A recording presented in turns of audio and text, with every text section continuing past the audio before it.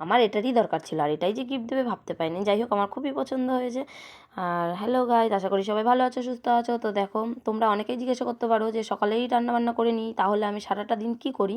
দেখো, এই দুটোকে স্নান করিয়েছি, স্কুল থেকে এসে একটু বসেছিলাম, জল খেয়েছি, তারপর ওর স্কুলের জামা কাপড় জুতো টুতো সব ধুয়ে দিয়েছি। আর যেহেতু সাদা ছিল, আজকে বৃহস্পতিবার করে সাদা, যেহেতু সব সাদা ছিল সব ধুয়েছি, একদিনেই নোংরা করে ফেলে। আর এদিকে দেখো, অল্প জামা কাপড় দেখা যাচ্ছে, এগুলো শুকিয়ে গেছে। ঘরের মেঝে আমার পরিষ্কার, তাই মেঝেতে এনেই রেখেছি। আর এই বস্তাতে চাল ছিল, ওগুলো পরিষ্কার করেছি, এরকম বালতিতে রেখেছি। কিন্তু জামা কাপড় গোছাতে গেলে না বোঝা যায় কতগুলো আছে। বাইরে আরও জামা কাপড় রোদে ছিল, ওগুলোও পরে এনেছি, যেগুলো ধুয়েছি সেগুলোও করেছি। এদিকে ঘরের খাটের নিচে একটু পরিষ্কার করে নিয়েছি। আর এদিকে দুধ এসেছে, দুধটাও জল দিতে পারিনি। এদিকে আলাদা করে সব চাল আলাদা আলাদা করে রেখেছি। তারপরে দেখো, ওদেরকে খাবার নিয়েছি, ওদেরকে খাইয়ে দিয়েছি। ডাল, মিষ্টি কুমড়ো ভাজা, গিমা পাতা আর লাউ পাতা দিয়ে ঝোল শাক, তারপর লাউয়ের ডোকার তরকারি, আর গিমা পাতার বড়া। তো এগুলো দিয়ে মেয়েকে খাইয়েছি। ডাল দিয়ে ভাত নিয়েছি বলে ছেলে কি কান্না, আমি ডাল দিয়ে ভাত কেন, কোনো কিছু দিয়েই খাবো না, সেই কান্না। ও শুধু শুধু ভাত খায়, পরে ওকে শুধু শুধুই ভাত দিয়েছি। ও একাই হাত দিয়ে চামচ দিয়ে খাচ্ছিলো টিফিন বাটিতে করে, আর আমি ওকে, মেয়েকে আর কি খাইয়ে দিয়েছিলাম। তারপরে এইভাবে করে তারপরে আমি বাইরে থেকে বাবা পেঁপে নিয়ে এসেছিলো, তো পেঁপে কাটতে বসে গেছি। পেঁপেটা গাড়ির মধ্যে আর কি একটু চ্যাপ্টা লেগে গেছে, মা পাঠিয়েছে, যে আমরা, আমার বাবু মাম্মা আমরা সবাই পেঁপে খেতে খুব ভালোবাসি, তার জন্য। এতে দেখো, পেঁপেটা অনেক বড় ছিল, অনেকটা টেস্টি মিষ্টিও ছিল। আর ঘরে একটা শশা ছিল, সেটাও কেটে নিয়েছি, কারণ আমি ভাত দিয়ে খাবো। যেগুলা খোসা শুদ্ধ সেগুলো আমার, আর যেটা খোসা ছাড়ানো ওটা ওর বাবা খাবে। তো এগুলো খেয়ে নিয়েছি।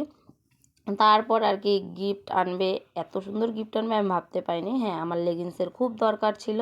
দেখো, আমি দুপুরবেলা ডাল খাইনি, ভাতের সাথে এগুলোই খেয়েছি। আর আমার লেগিংসের খুব দরকার ছিল। আর ও যে লেগিংস নিয়ে আসবে দুটো একই কালার, বুঝতে পারিনি। ওর বাবা আসছে, ওর বাবাও ভাত খেয়ে নিচ্ছে। এদিকে তো ভাবছি যে দুটো যখন লেগিংস এনেছে, তো একটা আমি পাঠিয়ে দেবো। আমি বলেছিলাম 180 টাকা করে যেগুলো পাওয়া যায় সেগুলোই আনতে, কিন্তু দেখো দুটোই নিয়েছে। তারপরে সন্ধ্যেবেলা মেয়েকে পড়তে দিয়ে আসা হয়েছিল।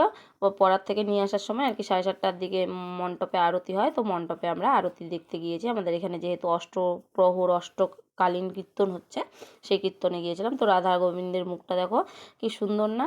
আর ঠিকমতো দেখা যাচ্ছিলো না, কেননা এতটা ভিড় হয়েছে যে পা রাখারই জায়গা নেই। আর কার গায়ে পা লেগে যাবে কীর্তনে গিয়ে, কারো গায়ে পা লাগাটাও ভালো না, এমনিও ভালো না, কিন্তু কীর্তনে গিয়ে তো আরোই ভালো না। তাই আর কি সাহস করে আর ভিতরে ঢুকিনি। তো দেখো কত লোক হয়েছে। তারপর সন্ধ্যা আরতি দেখে, যেহেতু বাতাসা ছিটাচ্ছিল, একটু বাতাসা প্রসাদ নিয়ে চলে এসেছি। আর এদিকে দেখো, হলুদ জামা পরা মেয়েটা, আর এদিকে একটা বসে আছে বুনু। এদের কাছে আমি বাবু আর মামামকে রেখে গিয়েছিলাম, কেননা ওর বাবার দোকানে ব্যাগের মধ্যে আমার ফোন ছিল, ফোন ছাড়া তো ভিডিও করতে পারবো না। তো চলো, আজকে এই পর্যন্ত। যদি তোমাদের ভিডিওটা ভালো লেগে থাকে, অবশ্যই লাইক কমেন্ট করে দেবে, শেয়ার করে দেবে। আর চ্যানেলটিতে নতুন হয়ে থাকলে অবশ্যই সাবস্ক্রাইব করে দেবে। আর এইভাবে আমাকে ভালোবাসা দিতে থেকো। তো দেখা হবে নেক্সট ভিডিওতে। তো টাটা, রাধে রাধে, সবাই ভালো থাকবে, সুস্থ থাকবে।